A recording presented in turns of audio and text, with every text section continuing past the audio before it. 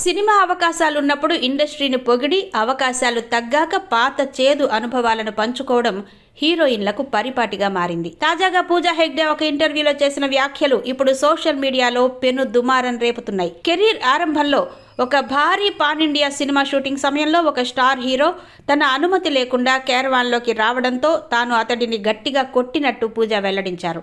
ఈ ఘటన జరిగిన వెంటనే ఆ హీరో ఆమెతో నటించడానికి నిరాకరించాడని, దాంతో ఆమెకు సంబంధించిన సీన్లన్నీ డూప్తో పూర్తి చేశారని పూజా హెగ్డే పేర్కొన్నారు. ఈ వార్త బయటకు రావడంతో ఆ స్టార్ హీరో ఎవరై ఉంటారా అని నెటిజన్లు ఆరా తీస్తున్నారు. టాలీవుడ్, కోలీవుడ్లోని అగ్ర హీరోలందరితోనూ ఆమె సినిమాలు చేయడంతో సోషల్ మీడియాలో వివిధ హీరోల అభిమానుల మధ్య పెద్ద ఎత్తున చర్చలు, వాదోపవాదాలు నడుస్తున్నాయి.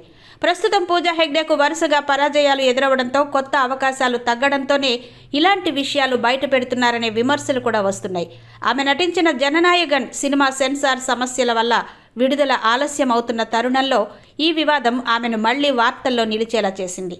ఆ హీరో ఎవరనేది ఆమె స్పష్టంగా చెబితే తప్ప ఈ సస్పెన్స్కు తెరపడేలా లేదు.